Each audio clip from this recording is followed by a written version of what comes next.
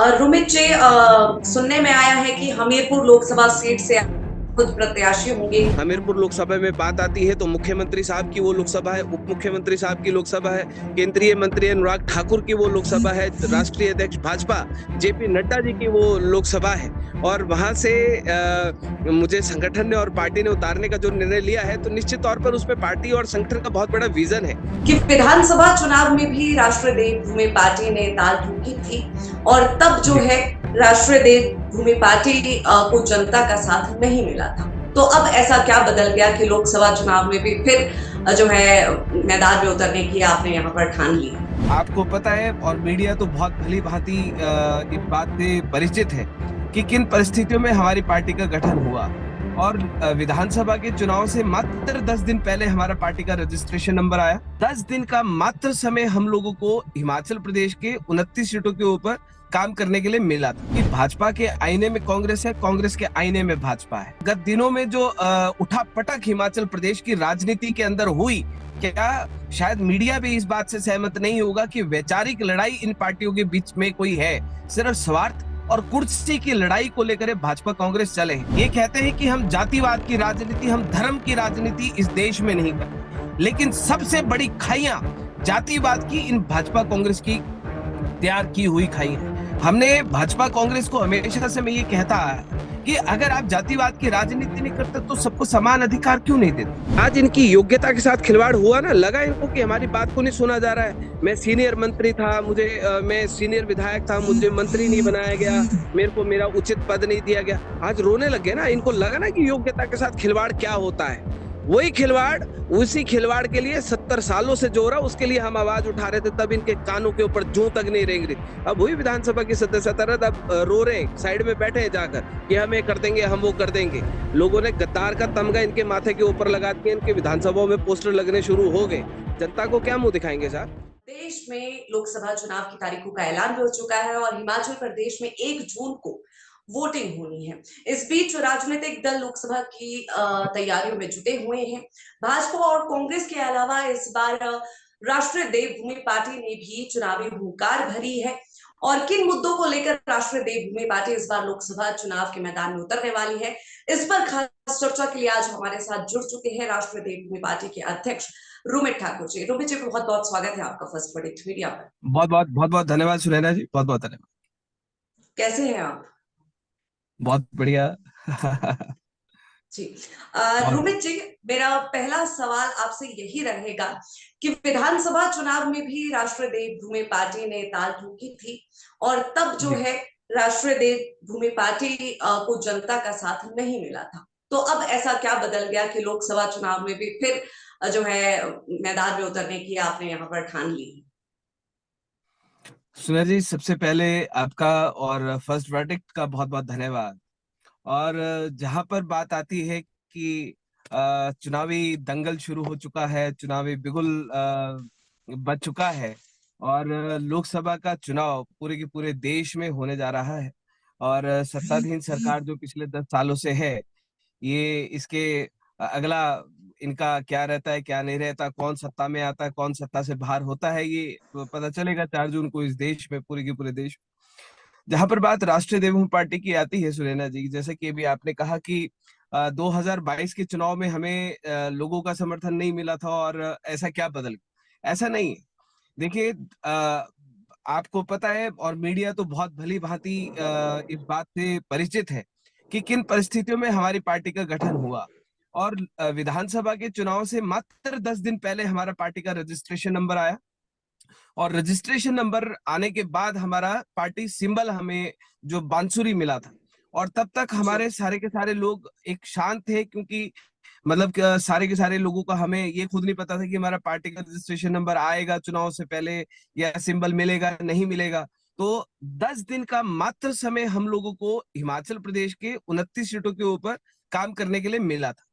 हमने हमेशा से आंदोलन किए, राजनीतिक तौर पर किस तरीके से हमें हमारे लोगों को सक्रिय भूमिका निभानी है, उसमें सक्रिय होते होते थोड़ा राजनीतिक दलों को 10-10 साल लगते हैं। तो हमको तो 10 दिन में हमने 50,000 वोट इस हिमाचल प्रदेश में लिया, 29 सीटों के ऊपर। मुझे लगता है कि 10 दिन के अंदर किसी भी पार्टी के लिए 50,000 वोट लेना कुछ छोटी बात हिमाचल प्रदेश में नहीं है, सुनैना जी। और जहां पर बात अब इन चुनावों की आती है, लोकसभा की आती है, 14 महीने से राष्ट्रीय देवभूमि पार्टी के तौर पर और देवभूमि क्षत्रिय संगठन स्वर्ण मोर्चा के तौर पर हम लगातार सक्रिय हैं। कितने सारे मुद्दे बीच में इस हिमाचल प्रदेश में हुए, हर जगह हम लोग सक्रिय भूमिका में रहे हैं। हिमाचल प्रदेश की जनता आज भाजपा कांग्रेस, सुने ना, मैं हमेशा से ये बात बोलता आया हूं कि भाजपा के आईने में कांग्रेस है, कांग्रेस के आईने में भाजपा है ना। लोग भाजपा के साथ वैचारिक रूप से जुड़ते हैं, कांग्रेस के साथ वैचारिक रूप से जुड़ते हैं, लेकिन गत दिनों में जो उठा पटक हिमाचल प्रदेश की राजनीति के अंदर हुई, क्या शायद मीडिया भी इस बात से सहमत नहीं होगा कि वैचारिक लड़ाई इन पार्टियों के बीच में कोई है? सिर्फ स्वार्थ और कुर्सी की लड़ाई को लेकर भाजपा कांग्रेस चले हैं। आज हिमाचल प्रदेश की जनता इनसे परेशान है और वो तीसरा विकल्प इस हिमाचल प्रदेश में चाहती है। राष्ट्रीय देवभूमि पार्टी तीसरा विकल्प बनकर इस हिमाचल प्रदेश में उभरेगा, ये हमारा पूरा विश्वास है। चलिए, भाजपा और कांग्रेस को लेकर तो आपने बहुत कुछ कह दिया, लेकिन लोकसभा चुनाव में राष्ट्रीय देवभूमि पार्टी को जनता क्यों वोट देगी? किन मुद्दों को लेकर आप जनता के बीच में जाएंगे, इसके बारे में भी जरूर बताएं। देखिए सुनैना, जहां पर बात हिमाचल प्रदेश में मुद्दों की आती है, हमारे मुद्दे ना देश से छुपे ना प्रदेश से छुपे, और जहां पर हमारे मुद्दों की बात आती है वहां पर भाजपा कांग्रेस वाले अपने दरवाजे बंद कर लेते हैं। इनको डर लगता है या इनकी जुबान के ऊपर ताला लग जाता है, ये देखने वाली बात होती है। हिमाचल प्रदेश में चाहे भाजपा की बात लो चाहे कांग्रेस की बात लो, सुने ना, हमेशा इसे इन लोगों ने लोगों के साथ धोखा किया। लोगों की योग्यता के साथ, युवाओं की योग्यता के साथ इन लोगों ने छलावा किया। चाहे युवाओं के साथ रोजगार के नाम पर की बात आती हो, ये कहते हैं कि हम जातिवाद की राजनीति, हम धर्म की राजनीति इस देश में नहीं करते, लेकिन सबसे बड़ी खाइयां जातिवाद की इन भाजपा कांग्रेस की तैयार की हुई खाइयां हैं। हमने भाजपा कांग्रेस को हमेशा से मैं ये कहता है कि अगर आप जातिवाद की राजनीति नहीं करते तो सबको समान अधिकार क्यों नहीं देते? इस अगर आप हिंदुत्व की बात करते हैं, सनातन की बात करते हैं, सामाजिक समरसता की बात कर देते हैं, तो सबको समान नजर से, दोनों आंखों से बराबर क्यों नहीं देखते? आपकी जब आप किसी को कुछ देने लगते तो आपकी एक आंख कानी क्यों हो जाती है? हमने हमेशा से आपने विट्ठल कानिया देखा होगा, कई फिल्मों में विलेन के रूप में विट्ठल कानिया आता था। तो आप विट्ठल कानिया को देख लीजिए, भाजपा कांग्रेस को देख लीजिए, आपको कोई फर्क नजर नहीं आएगा। ठीक है, तो जिस प्रकार से इन्होंने ये खाई खोदने का काम इस देश में, इस प्रदेश में किया है, उस खाई को भरने का काम राष्ट्रीय देवभूमि पार्टी कर रही है। क्यों? क्योंकि हम समानता के मुद्दे को लेकर, चाहे वो कृषि में हो, चाहे वो रोजगार में हो, चाहे वो शिक्षा में हो, चाहे वो स्वास्थ्य में हो, चाहे कर्मचारियों की प्रमोशन में हो, चाहे कोई भी मुद्दे हो, तो हम हमेशा से समानता के मुद्दे को लेकर हम लोग आगे बढ़े। इस हिमाचल प्रदेश में जो राष्ट्रीय देवभूमि पार्टी का मुद्दा इन लोकसभा के चुनाव को लेकर है, हमारा सबसे बड़ा मुद्दा समानता का मुद्दा है कि इस देश में अगर बात, सभी इस देश की सरकार अगर 140 करोड़ लोगों की सरकार है तो सबके लिए बराबर बात होनी चाहिए, सबको बराबर अधिकार दिए जाने चाहिए। जहां पर 140 करोड़ लोग इस देश की सरकार को चुनेंगे तो 140 करोड़ लोगों के प्रति देश की सरकार का जिम्मेवारी बराबर बनती है। ऐसा नहीं कि विट्ठल कानिया करके आप बैठ जाओ। देश के प्रधानमंत्री संसद के अंदर, देश के गृह मंत्री संसद के अंदर, भवन के अंदर देते हैं कि एक वर्ग पिछड़ा है, दूसरा वर्ग पिछड़ा है, एक शोषित है, एक शोषण करने वाला है। जातिवाद तो ये लोग खुद फैला रहे हैं, और हम इससे हट के, हम इस हिमाचल प्रदेश की जहां पर हम बात करते हैं, हम कहते हैं कि कोई भी जाति हो, कोई भी वर्ग, जिसके अंदर योग्यता है उसको आगे बढ़ने का मौका, उसको आगे बढ़ने का अवसर मिलना चाहिए। उनको बराबर अधिकार, उनको समान अधिकार इस देश के अंदर मिलने चाहिए। हिमाचल प्रदेश में समानता के मुद्दे को लेकर हम प्रमुखता के साथ चल रहे हैं। जहां पर इस प्रदेश में अगर हम लोग युवाओं के रोजगार की बात करते हैं तो आज कांग्रेस ने युवाओं को कहा कि 1 लाख रोजगार, 1 लाख सरकारी नौकरियां हम इस हिमाचल प्रदेश में देंगे।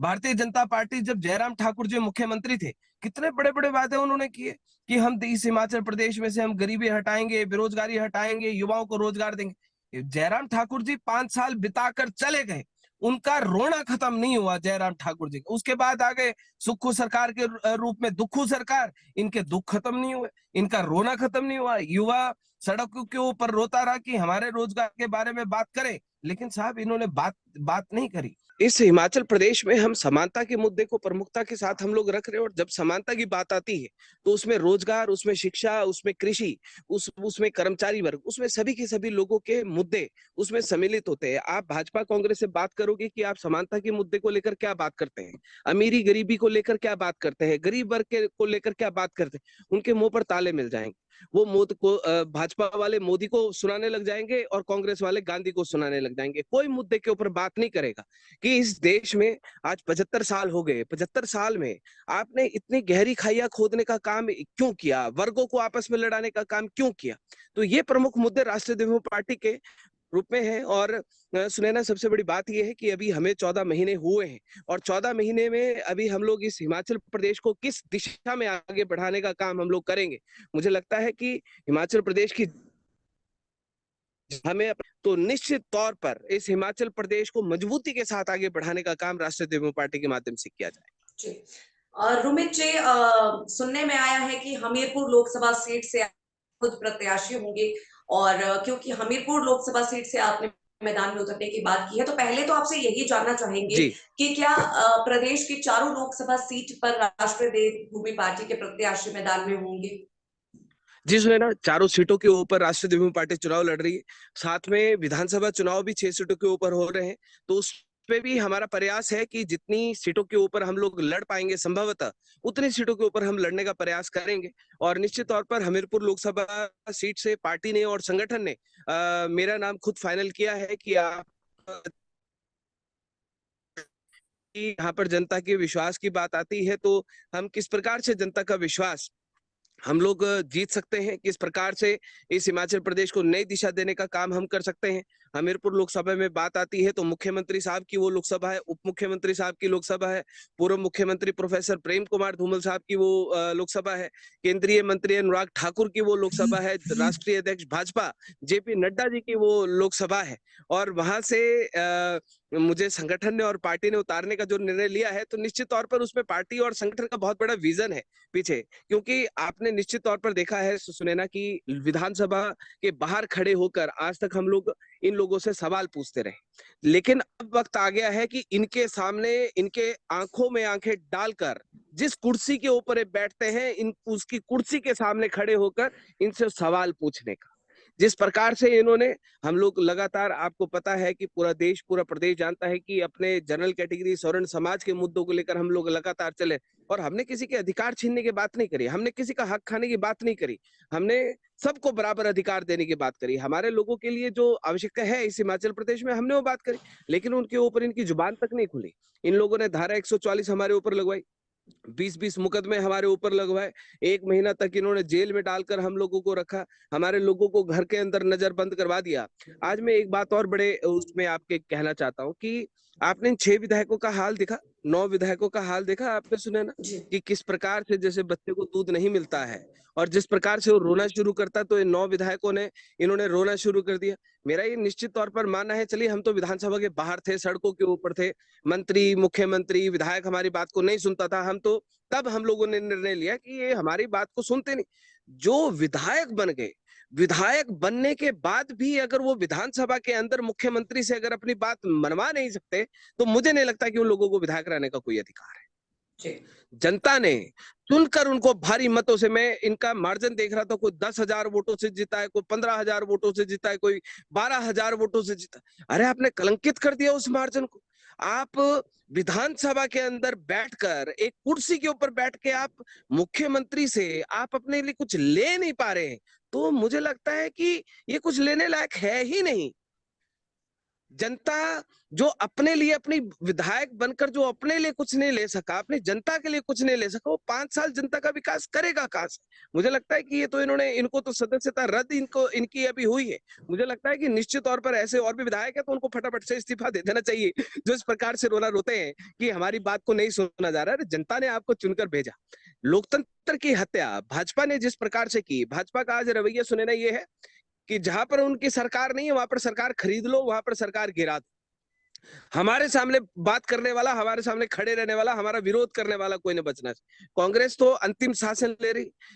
कांग्रेस की प्रदेश अध्यक्षा रानी प्रतिभा सिंह जी का बयान पिछले दिन हमने सुना, उनका बेटा पीडब्ल्यूडी मिनिस्टर, उनके पति इस हिमाचल प्रदेश के 6 बार के मुख्यमंत्री, खुद सांसद मंडी लोकसभा से, ऊपर से कांग्रेस की प्रदेश अध्यक्ष, अगर इस प्रकार का बयान दे रही हैं कि हमारा कार्यकर्ता आज की तारीख में सक्रिय नहीं है, तो जो मुझे लगता है इससे बड़ी शर्मिंदगी की बात कोई नहीं हो सकती है। अपने बेटे के ऊपर सवालिया निशान, जिसको इस हिमाचल प्रदेश का युवा और शायद मीडिया भी ये बोलता है कि यार ये हिमाचल का फ्यूचर है, ये बेटा, ये लड़का विक्रमादित्य है, ये हिमाचल का फ्यूचर है, उसके ऊपर सवालिया निशान खड़ा कर प्रदेश अध्यक्ष की कुर्सी पे बैठ के पूरी की पूरी सरकार के ऊपर सवालिया निशान खड़ा कर गए।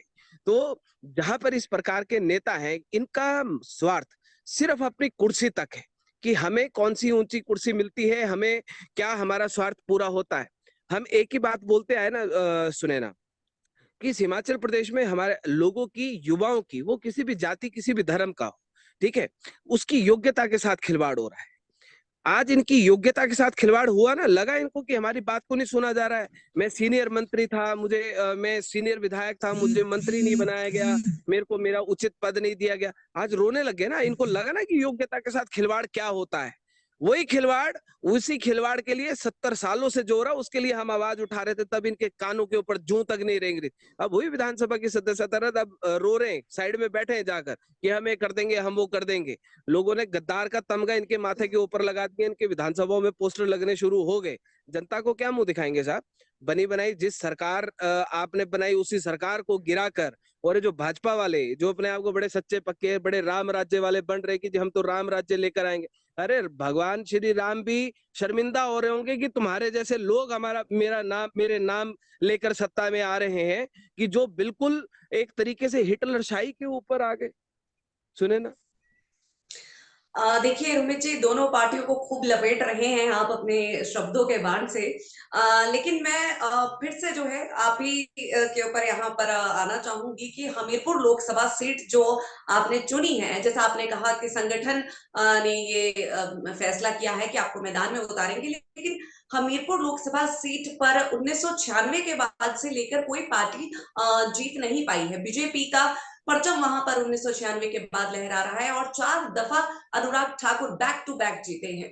कितना मुश्किल मानते हैं हमीरपुर लोकसभा सीट को? और क्योंकि पार्टी के अध्यक्ष हैं आप, आपकी परफॉर्मेंस वहां पर बहुत ज्यादा मायने रखती है कि आपकी जो परफॉर्मेंस हो वो बेटर हो। तो कितने चुनौतीपूर्ण इस सीट को मान रहे हैं, कितना मुश्किल इस चुनाव को मान रहे हैं? देखिए, सुने ना, बात ऐसी है कि जहां पर बात अनुराग ठाकुर जी की हो, हम भी सम्मान करते हैं, केंद्रीय मंत्री है, हिमाचल प्रदेश का मान सम्मान है। जिस प्रकार से बात अनुराग ठाकुर जी की जाती है कि 4 बार से बैक टू बैक उन्होंने जीत दर्ज इस हमीरपुर लोकसभा में की है, मुझे नहीं दिखा। 20 सालों से हम भी संगठनात्मक तौर पर या वैसे हम लोग सक्रिय रहे, तो मुझे नहीं याद है कि चुनाव के बीच में 4 साल या 5 साल के बीच में अनुराग ठाकुर जी ने कभी आकर कभी कोई रैली की हो, कभी युवाओं को उन्होंने नशे से दूर रहने का कोई संदेश दिया हो, या हमीरपुर लोकसभा को कहा हो कि मैं तुम्हारे लिए ट्रेन लेकर आऊंगा। लेकिन जब चुनाव आती है, जब चुनाव का समय आता है, तब अनुराग ठाकुर जी को हमीरपुर लोकसभा में रेल की याद आ जाती है। ओहो, जो मैंने पिछले 5 साल में वादा किया था, अरे भाई वो जनता को दोबारा से याद दिलाना पड़ेगा कि ट्रेन लेकर मैं ही आऊंगा। इन्होंने उज्जैन के लिए ट्रेन चलाई, महाकाल के लिए ट्रेन चलाई, 5 साल में क्यों नहीं चलाई? अभी युवाओं को हेलमेट बांटते नजर आए, युवाओं के साथ बाइक रैली पे दौड़ते नजर आए। 5 साल कहाँ थे अनुराग ठाकुर जी? 20 साल कहाँ थे अनुराग ठाकुर जी? कहीं नहीं थे। वहां पर केंद्रीय मंत्रालय इनके पास, खेल युवा मंत्रालय इनके पास। सुने ना, आपको ध्यान है कि 5 साल के भीतर अनुराग ठाकुर जी ने किसी हमारे खिलाड़ी को बहुत बड़ा प्रोत्साहन इस हिमाचल प्रदेश से दिया हो? हमारे गोल्ड मेडलिस्ट, कितने सारे खिलाड़ी गोल्ड मेडल लेकर आए विभिन्न विभिन्न खेलों में। अभी रेणुका ठाकुर ही हमारे हिमाचल प्रदेश की लड़की है, रोडू से है, क्रिकेट में अपना नाम कमा रही, हिमाचल प्रदेश का नाम कमा रही। हमारे कितने सारे युवा खिलाड़ी ऐसे जिनकी योग्यता, आज उनके मेडल आज धूल छाक रहे हैं इस हिमाचल प्रदेश में। कहाँ है अनुराग ठाकुर जी? कहीं नहीं है अनुराग ठाकुर जी। अनुराग ठाकुर जी के हमीरपुर लोकसभा से बात अगर की जाए, तो शायद मुझे लगता है कि कांग्रेस की एक कमजोरी है कि अनुराग ठाकुर को वो हरा नहीं पाए। अनुराग ठाकुर के सामने शायद हो सकता है कि भाजपा के आईने में कांग्रेस, कांग्रेस के आईने में भाजपा, शायद कोई वीक कैंडिडेट देते रहे हो। आपसी सेटिंग तो इनकी होती है, दिन भर लड़ते हैं, रात को कॉफी तो इकट्ठी पीते हैं, डिनर तो इकट्ठे करते हैं जाकर। अनुराग ठाकुर जी बने रहे तो कांग्रेस ने भी ये प्रयास किए, लेकिन जहां पर हम उतरे हैं, वहां पर निश्चित तौर पर हम लोग इस बात को, इस संकल्प को लेकर हम लोग चले हैं कि अनुराग ठाकुर जी के 4 बार के रिकॉर्ड को हम लोग यहाँ पर विराम लगाएंगे। और हमीरपुर लोकसभा की जो जनता है, प्रोफेसर प्रेम कुमार धूमल भी हारे थे, अनाउंस्ड मुख्यमंत्री थे जो सुजानपुर से हारे थे। आप किसी भी नेता का आप रिकॉर्ड खंगाल कर देख लीजिए, बड़े से बड़ा नेता हारा है। हम तो कुछ भी नहीं है, हम नहीं बोलते कि हम बहुत बड़े नेता हैं, हम तो एक समाज का नेतृत्व करते करते आंदोलन के रूप में हम आगे बढ़ रहे हैं। इस हिमाचल प्रदेश को तीसरी ताकत देने का हम प्रयास कर रहे हैं।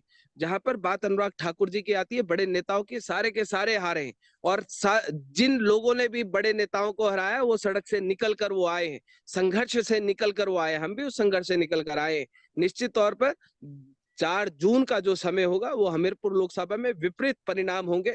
और जहां पर मैं ये नहीं बोलता हम ना बड़े बोल बोलते, क्योंकि हम भगवान, देवी देवताओं ऊपर विश्वास रखते हैं, जनता जनार्दन है। और निश्चित तौर पर जिस प्रकार से 20 साल से जनता के बीच में अनुराग ठाकुर दिखे नहीं है, तो इस बार शायद मुझे लगता है कि अनुराग ठाकुर को हमीरपुर लोकसभा की जनता घर में बैठाने का काम करेगी, और निश्चित तौर पर करेगी। हमारी परफॉर्मेंस क्या रहती है, क्या नहीं रहती है, ये जनता तय करेगी। रोमित सिंह ठाकुर तो शिमला लोकसभा से आता है, और हमीरपुर लोकसभा के लोगों ने मुझे बार बार निवेदन किया, मंडी लोकसभा के लोग भी अभी तक बोल रहे हैं कि आपको यहाँ से चुनाव लड़ना है। तो हमने उनकी भावनाओं को कदर की है, हमने उनकी भावनाओं को ध्यान में रखते हुए निर्णय लिया है, पार्टी ने, संगठन ने। और किस प्रकार से हम लोग इसमें जीत तय करेंगे, ये हमीरपुर लोकसभा की जनता तय बिल्कुल करेगी। रोमित जी, देखिए अंत में तो जनता ही जनार्दन है और नतीजे ही जो है वो तय करेंगे कि आने वाले समय में लोकसभा चुनाव में क्या होगा। समय का अभाव है और एक अंतिम प्रश्न आपसे लेना चाहूंगी। देखिए राष्ट्रीय देवभूमि पार्टी की जी जो शुरुआत थी वो स्वर्ण संगठन की मांग से शुरुआत जो है हुई थी, और जब ये कारवां शुरू हुआ था तो काफी साथी जो है आपके साथ थे, लेकिन बाद में जो है साथी वो बिछड़ते गए। और ये भी आपसे जानना चाहेंगे कि ऐसा क्यों हुआ है, वो साथी आपके साथ अब क्यों नहीं है, और क्योंकि जब ये पूरा प्रकरण हुआ, जब ये साथी आपके बिछड़ गए, तो क्या आप को आज भी ये लगता है कि राजनीति में कदम रखना कहीं ये बड़ी भूल तो नहीं थी? क्योंकि जिस तरह से साथी जो है वो बिछड़ गए हैं, अगर वो साथ होते तो अभी जो तस्वीरें हैं वो कुछ शायद कुछ और होती। सुने ना, देखो सीधी सी बात ये है कि रोमित सिंह ठाकुर ने जिस लड़ाई को शुरू किया था, आज रोमित सिंह ठाकुर वहीं का वहीं खड़ा है।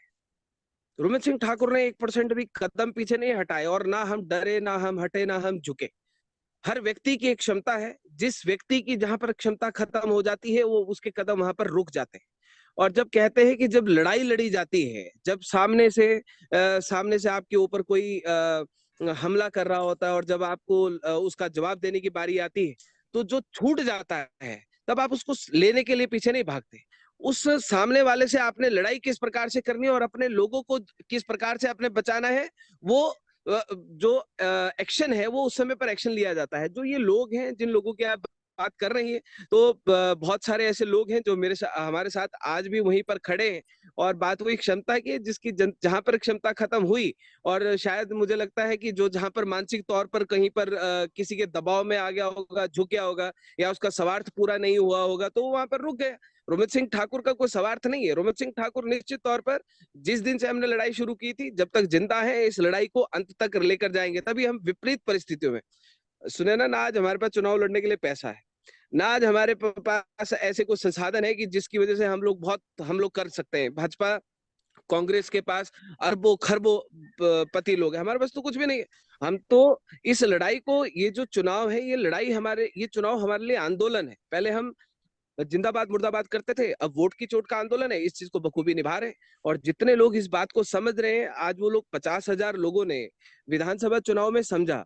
आज जो लोग शायद मिसगाइडेड हुए, भाजपा कांग्रेस ने तोड़ने की कोशिश करी, दबाने की कोशिश करी, आज लोग समझ गए। निश्चित तौर पर आज हमारा सहयोग दे रहे, समझ रहे हैं कि जिंदाबाद मुर्दाबाद करने से बेहतर कलम और कुर्सी की ताकत हमारे लोगों के पास होनी चाहिए।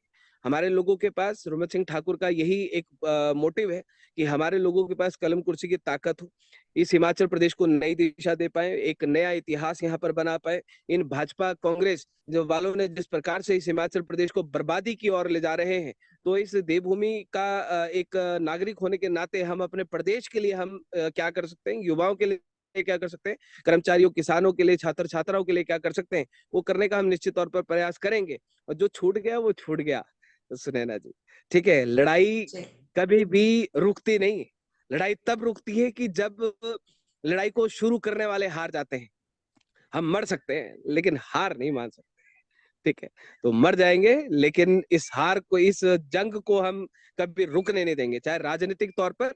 और जहां पर भाजपा कांग्रेस वाले हैं, तो इन भाजपा कांग्रेस वालों के लिए तो मैंने हिमाचल प्रदेश के लोगों को कहा है, चाहे वो युवा है, चाहे कोई भी है, आज जिस प्रकार से इनके अंतिम में मैं आपके 2 मिनट लेते हुए, कि जिस प्रकार से भाजपा कांग्रेस के बीच में उठापटक चली है, आज कांग्रेस वाले भाजपा में आ रहे हैं, भाजपा वाले कांग्रेस में जा रहे हैं। जो एक खून पसीने से पार्टी के लिए काम करने वाला कार्यकर्ता है, आपके चैनल के माध्यम से उन भाजपा कांग्रेस के कार्यकर्ताओं को, ईमानदार कार्यकर्ताओं को मैं बोलना चाहता हूं, आपको हताश होने की आवश्यकता नहीं है। आपका भाई रोमत सिंह ठाकुर खड़ा है, पूरी की पूरी ताकत के साथ खड़ा है, आपको हताश होने की आवश्यकता नहीं। राष्ट्रीय देव पार्टी में आपका स्वागत है। इन भाजपा कांग्रेस वालों को, इन भाजपा कांग्रेस वालों की जड़ें उखाड़ के फेंकेंगे और हरिद्वार में गंगा जी में बहाकर आएंगे। आप चिंता न करें, निश्चित तौर पर हम पूरी की पूरी ताकत के साथ इस हिमाचल प्रदेश में हम खड़े हैं। और ये जो भाजपा कांग्रेस वालों ने जितने आंसू हमारे लोगों को दिए हैं, गिन गिन कर और चुन चुन कर बदला लेंगे निश्चित तौर पर, और सफलता के साथ हम अपने कदम आगे बढ़ाएंगे। तो यही बात मैं सुनेरा बोलना चाहता हूँ। जी रोमित जी, बहुत बहुत धन्यवाद आपका फर्स्ट वर्डिक्ट मीडिया के साथ जुड़ने के लिए। समय भी बहुत ज्यादा हो चला है, आपका बहुत बहुत शुक्रिया। चलिए, बहुत बहुत धन्यवाद।